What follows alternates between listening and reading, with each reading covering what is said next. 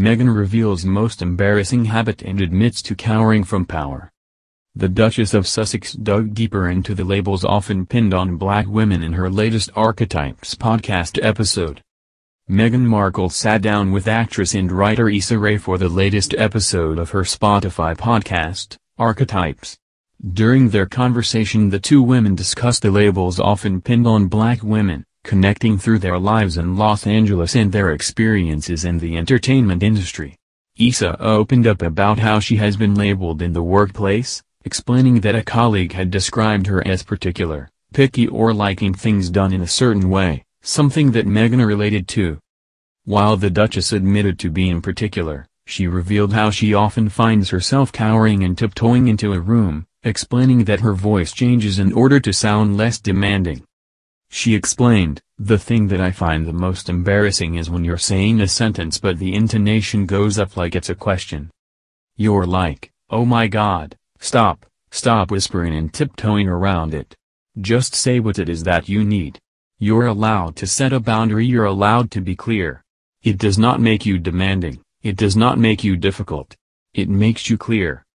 Issa added, "It's just another way of cowering from your power." The writer, whose show Insecure was described by Meghan as a masterpiece, went on to confess that she doesn't feel like she's allowed to be angry in certain moments. She said, "I can't lose my cool, I can't do that, especially as a black woman, but also just even as a public figure now. People are looking for ways to justify their perception of you. I want to be allowed to have that emotion because it's natural, it's an emotion, of course, it shouldn't be internalized. Absolutely not. So that's something I'm still wrestling with." Earlier in the podcast, the Duchess recounted her shock having learned about the findings of gender studies professor Dr. Safiya Noble, who suggested Google was contributing to spreading stereotypes about black women. In the opening monologue of this week's episode of Archetypes, Meghan said, "Her findings in this book had my jaw on the floor." She established that when you type in a question on the Google search engine, it would try to guess what your question would be. Sort of like the modern-day, technological Mad Lib, so to fill in the blank, to be intuitive for you, she typed in, "Why are black women so?" The autofill from the computer, the machine trying to guess your thoughts, maybe shape your thoughts, completed her search with these options: why are black women so loud? Why are black women so mean? Why are black women so angry? Those were the seeds being planted, this idea that a black woman must be angry. She added, "An angry black woman, when we all know that sometimes things make you feel angry or sad or hurt or upset. And that's not a gendered or racially specific feeling. Yet this trope of the angry black woman persists and, as we saw in this book, it was being reinforced constantly in ways we hadn't even realized. And from that, I started to dig deeper. Where does this idea even come from? Why has it been attributed to black women? And why do some black women cower into it, lean into it, or sometimes even play into it?" During the podcast, Meghan asked honest questions about the judgments often made about black women, speaking with Issa Rae, comedian Zai Humada, and Professor Emily Bernard.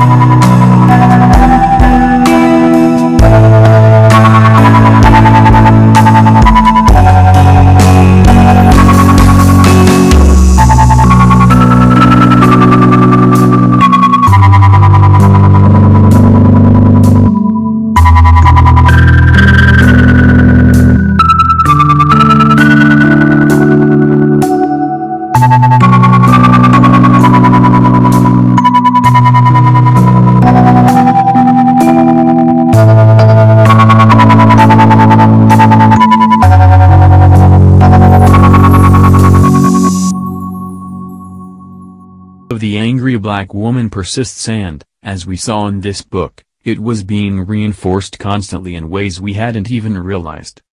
And from that, I started to dig deeper. Where does this idea even come from? Why has it been attributed to black women? And why do some black women cower into it, lean into it, or sometimes even play into it? During the podcast, Meghan asked honest questions about the judgments often made about black women, speaking with Issa Rae, comedian Zai Humada and Professor Emily Bernard.